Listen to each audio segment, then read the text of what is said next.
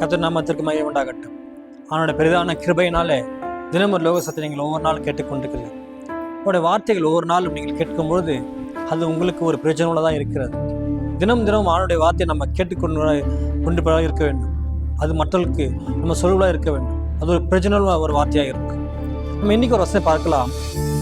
மத்திய சுவிசேஷ புஸ்தகத்தில் 8வது அதிகாரம் 8வது வசனத்தில் கடைசி பின்பகுதி சொல்கிறது, ஒரு வார்த்தை மாத்திரம் சொல்லும், அப்பொழுது என் வேலைக்காரன் சுஸ்தமாவான். ஒரு வார்த்தை மாத்திரம் சொல்லும் என்று இந்த புஸ்தகத்தில் நம்ம 8வது பார்க்கிறோம். ஆண்டவர் இயேசு கிறிஸ்து இந்த உலகத்தில் வந்து எல்லா ஜனங்களையும் ஒரு நற்செய்தி அறிவிக்க வந்தார். சுவிசேஷ பாதையில் செல்லும்போது, ஊழியத்தின் பாதையில் செல்லும்போது எல்லாரும் சுகப்படுத்தினார். எல்லாருக்கும் உணவு கொடுத்தார், சுகம் கொடுத்தார், இறந்தவர்களை உயிரோடு எழுப்பினார், பிசாசில் துரத்தினார். அப்படிதான் ஒரு நிகழ்ச்சியை நம்ம இங்கே பார்க்கிறோம். திரளான கூட்டங்கள் எப்போதுமே அவர் பின்தொடர்ந்து வந்து கொண்டே இருக்கும். ஏனெனில் அவர் அவ்வளவு அதிசயம் அற்புதையும் ஒரு நாள் செய்து கொண்டே இருந்தார். இங்கே பார்க்கிறோம், அவர் நடந்து போய் கொண்டிருக்கும் போது அங்கே 100க்கு அதிபதி என்று சொல்கிற ஒரு மனுஷன் வருகிறான். 100 பேருக்கு அவன் ஒரு தலைவனாக இருக்கிறான். அவனுக்கு கீழே 100 பேர் வேலை செய்கிறார்கள். உடனே போ என்றால் போகிறான், உடனே வா என்றால் வருகிறான். அவன் சொல்வதெல்லாம் செய்கிறார்கள். ஆனாலும் பாருங்க, அவனே அவனுடைய வேலைக்காரன் ஒருவன் நோயப்பட்டிருக்கும் போது, திமிராதனமாக இருக்கும்போது, அவன் எதுவும் நடக்க முடியாது அப்படி இருக்கும்போது அவனுக்காக இவன் வருகிறான். 100 பேர் இருந்தால் கூட மற்ற யாரும் வரவில்லை, அவன் தான் வருகிறான்.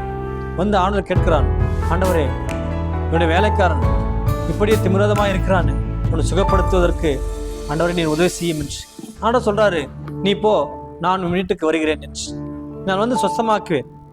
ஆனால் அவன் சொல்லுகிறான் பாருங்க, ஆண்டவரே, நீர் என் வீட்டுக்கு வருவதற்கு நான் பாத்திரன் அல்ல, நான் அதற்கு தகுதி அல்ல, நான் பாவியா இருக்கிறேன், அதற்கு தகுதி அல்ல. நீர் பரிசுத்தமுள்ள தேவன், நீர் ஒரு ரட்சகர், நீர் வீட்டுக்கு வருவது நான் தகுதி அல்ல, நீர் ஒரு வார்த்தை மாத்திரம் சொல்லும். அப்பா, எவ்வளவு ஒரு விசுவாசம் உள்ள வார்த்தை பாருங்க.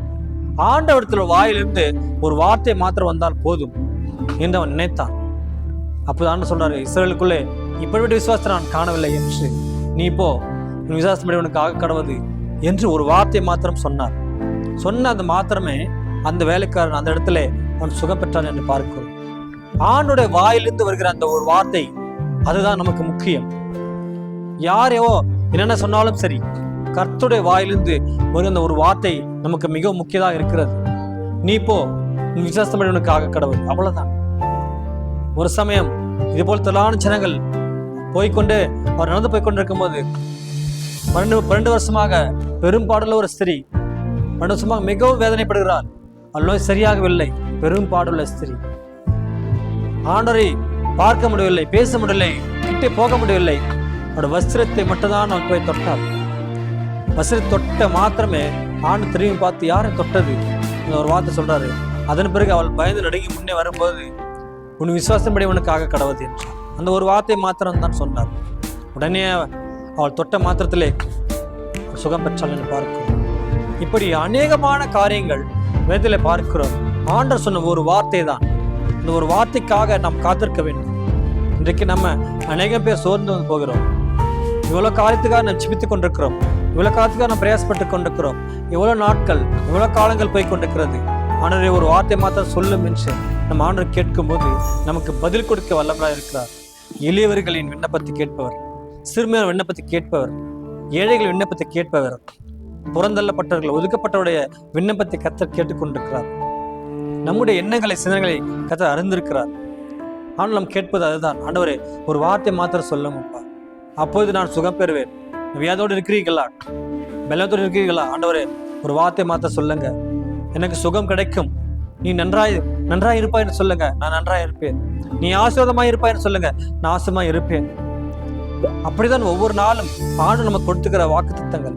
நீ பயப்படாதே, அவ்வளவுதான். பயப்படாமல் இருக்க வேண்டும். நான் உடனே இருக்கிறேன், கர்த்தர் நம்மோடு இருப்பார். இப்படி பல வசனங்கள் நம்ம இடத்துல பார்த்தாலும் கூட இப்படி ரத்தின சுருக்கமான ஒவ்வொரு வார்த்தைகள் தான் நம்மளை ஒரு நாள் பலப்படுத்துகிறதா இருக்கிறது, ஒரு நாள் ஆறுதல் படுத்துகிறதா இருக்கிறது, ஒரு நாள் தேற்றுறதா இருக்கிறது, நம்ம போக்கில வரத்தில் நம்மோடு இருக்கிறது. ஒரு வார்த்தை மாத்திரம் தான் போதும். ஆனால் நம்ம கேட்க வேண்டும் ஒவ்வொரு நாளும், ஆண்டவரே, நீ ஒரு வார்த்தை மாத்திரம் சொல்லுங்கப்பா, நான் வேலை இல்லை அப்பா, உனக்கு வேலை உண்டாக்கணும் என்று சொன்னால் போதும், வேலை கிடைக்கும். சம்பள உயர் கிடைக்கும் என்றால் சம்பளம் கிடைத்து விடும். நீ பதவி உயர் கிடைக்கும் என்றால் பதவி கிடைக்கும்.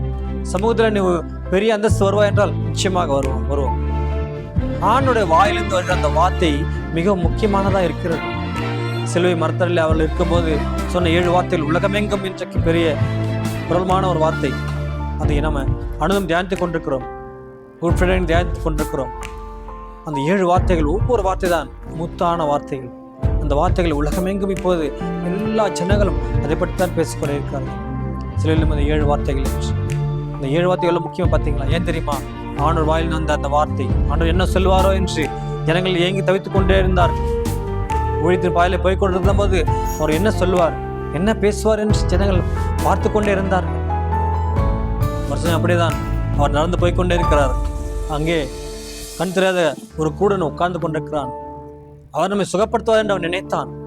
ஆண்டவர் வாயிலிருந்து ஏதாவது ஒரு வார்த்தை வரும், அந்த வார்த்தை நம்ம சுகப்படுத்தும் என்று அவன் நினைத்தான். அவன் விசுவாசித்தான். அந்த விசுவாசம் நமக்குள்ள இருக்க வேண்டும், அந்த நம்பிக்கை நமக்குள்ள இருக்க வேண்டும்.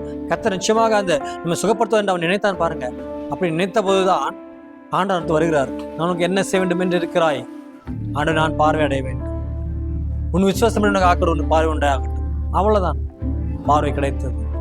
இப்படிதான் குஷ்டரோகிகளையும் பிசாசு பிடித்தவர்களையும் திமிரதாக்காரனையும் ஆண்டவர் ஒவ்வொரு நாளும் சுகப்படுத்தி கொண்டே இருந்தார். அவருடைய வாயிலிருந்து வந்த அந்த ஒரு வார்த்தை தான் உடனே சுகம் பெற்றது. நீ எழுந்து நட. அவ்வளவுதான், எழுந்து நடந்தான். உன் பாவங்கள் மன்னிக்கப்பட்டது, எழுந்து நட என்று சொல்லும் போது அவன் எழுந்து நடந்தான். இன்றைக்கு நீங்கள் பலனமா இருக்கிறார்களாம், வியாதியோடு இருக்கலாம், பல நாட்களாக இருக்கலாம். ஆண்டவர் நிச்சயமாக அவனுடைய வாயிலிருந்து நிச்சயம் இப்படி ஒரு வார்த்தை வரும். நீ படுக்கை எடுத்துக்கொண்டு நட என்று சொல்லுகிற அந்த காலங்கள் வரும். சோர்ந்து போகாம விசுவாசத்தோடு இருங்க. கர்த்தர் இப்படிப்பட்ட விசுவாசத்தை நமக்கு கொடுப்பார். 160 கொடுத்த விசுவாசம், இருந்த விசுவாசம் நமக்குள் இருக்கிறதா என்று யோசித்து பாருங்கள். அவன் நிச்சயமாக அவருடைய வாயில் வந்து வருகிற அந்த ஒரு வார்த்தை உங்களை சுகப்படுத்தும், பலப்படுத்தும். ஜெபிக்கலாம். பரிசுத்தமுள்ள தகப்பனே, ஒரு வார்த்தை மாத்திரம் சொல்லுமாப்பா, அப்போ என் வேலைக்கார சுஸ்தமாவன் என்று ஆண்டவரே 160 விசுவாசம் போல நான் எங்களுக்கும் இருக்க உதவி செய்யுமாப்பா. இதை கேட்டுக்கொண்டிருக்கிற ஒவ்வொரு தேவ பிள்ளைகளையும் அப்படி ஆண்டவரே விசுவாசத்தில் இருக்க உதவி செய்யணுமா ஜெபிக்கிறோம். கர்த்தர் இந்த வார்த்தையில ஆஸ்வதிப்பாராக. ஆமென். நீங்களும் அதுபோல ஆண்டவர் வாயில் வருகிற அந்த ஒரு வார்த்தைக்காக நீங்கள் விசுவாசத்தோடு இருங்க. கர்த்தர் நிச்சயமாக ஊரே ஆசிப்பாராக. ஆமென்.